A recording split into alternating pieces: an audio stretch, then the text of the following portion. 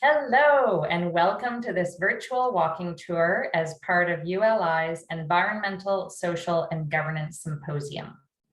I'm Linda Weichel, Principal of Weichel Consulting Impact Advisory Services, and I'll be your guide for this tour. At this stop, we'll be learning about Sherbourne Common, and I'll be interviewing its Chief Project Officer, David Kosturin. Now, Sherbourne Common is a $30 million, 3.6-acre park located south of Lakeshore Boulevard at Sherbourne Street on the waterfront. It opened about a decade ago, and it features a playground, a splash pad that doubles as a skating rink in the winter, and a zinc-clad pavilion that provides public amenities. It's also the first Canadian park to integrate an ultraviolet purification facility for neighborhood-wide stormwater treatment, as well as being a park with public art and programming. So after a decade, we're interested in hearing from David about how it's worked so far and how it could be a model for others who may want to build something like this. Welcome, David. Thank you. Good afternoon. I know that Sherbourne Common has earned a lot of awards. It's been written about around the globe. This doesn't happen to every public park.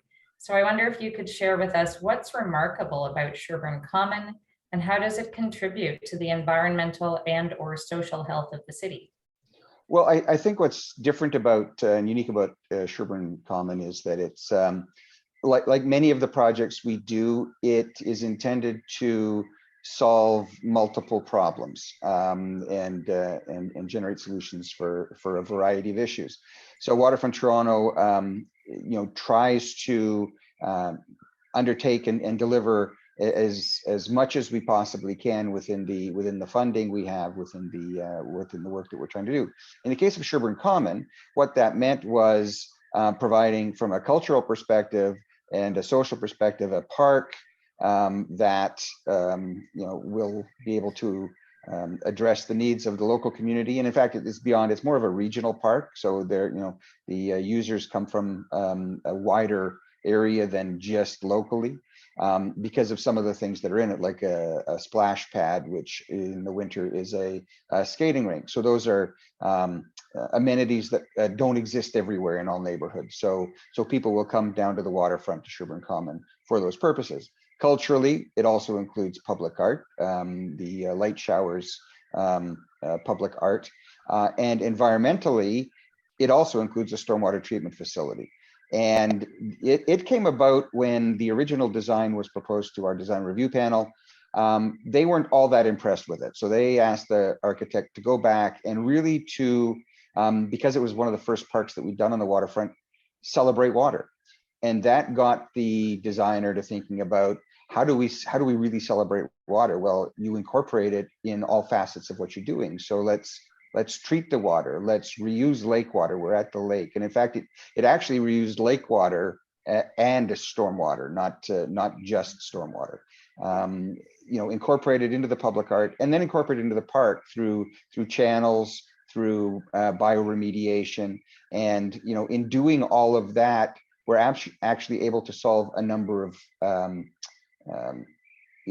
issues for the city that need to be solved anyway. We need to treat stormwater under the city's wet weather flow guidelines before it goes back into the lake. We want to make sure that the stormwater entering the lake doesn't foul the inner harbor, doesn't foul the beaches. But we also knew we needed parks. And then we've got a master plan for public art that allows us to incorporate that at the same time. That all sounds amazing, and everything in one, very efficient use of space. Now, the focus of this symposium is how the real estate and development industry must increase its focus on social equity, carbon reduction, and other urgent local and global priorities. I think Sherbourne Common is an example of what Waterfront Toronto has done in that regard. But I wonder if you could talk about any challenges you've seen along the way, any lessons learned, and how you may be tackling those.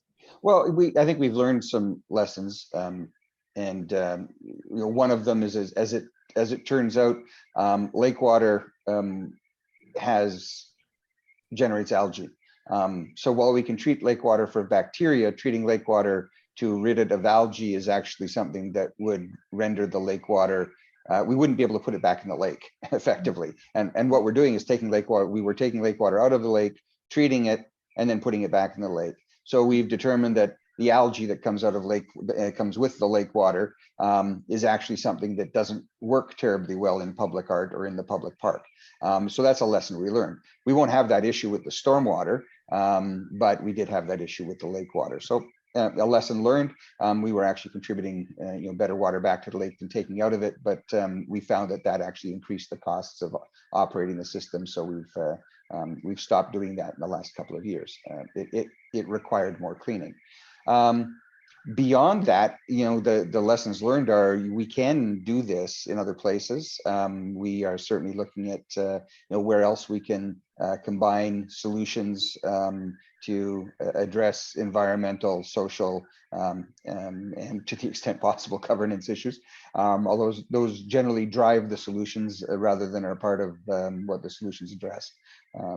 So I think that we found it to be a very successful project. We haven't actually fully completed that project yet. One of the other lessons learned is it's part of a very much larger system of stormwater treatment and stormwater handling across the waterfront. And as a result, there are a lot of components that need to be completed before we are fully complete Sherbourne Common. So we've been operating it really almost in a pilot test mode for the last 10 years. Once it finally gets connected to the final stormwater system, then it will go into its final production and permanent production capacity.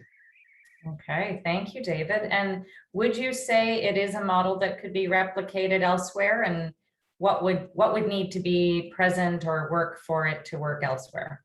Well, I think that we have an opportunity, and maybe not the same opportunity the city has, to incorporate and integrate these issues. With respect to the city, because of the way our funding comes from government, so part of our governance package, we're able to actually combine and consolidate some of these solutions. With respect to the city, because if you think about it, the park is actually the responsibility of the Parks Department. The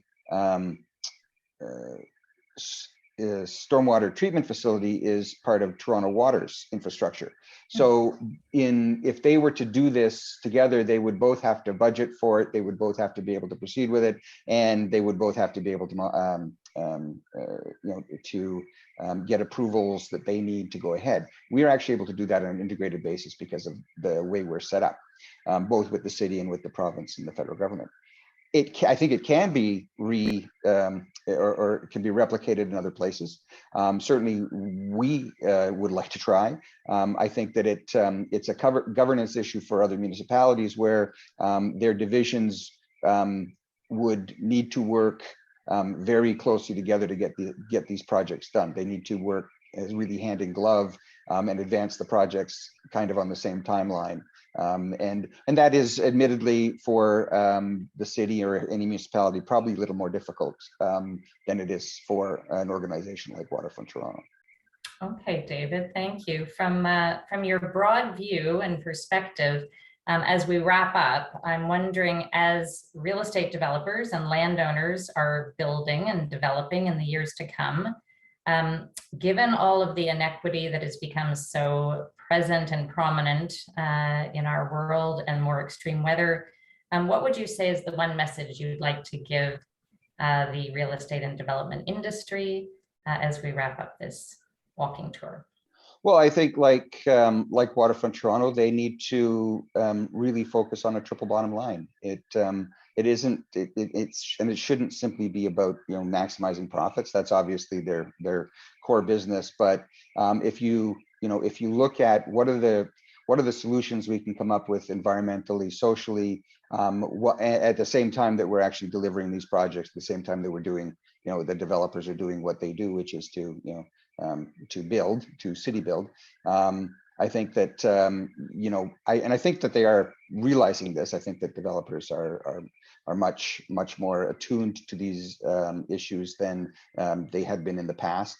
And I think that they'll continue to do it. Certainly, we've seen the developers that we work with are very interested in this sort of innovation, where they can they can do more with the same dollar than perhaps they've done in the past. And it's just a matter of doing things a little bit differently.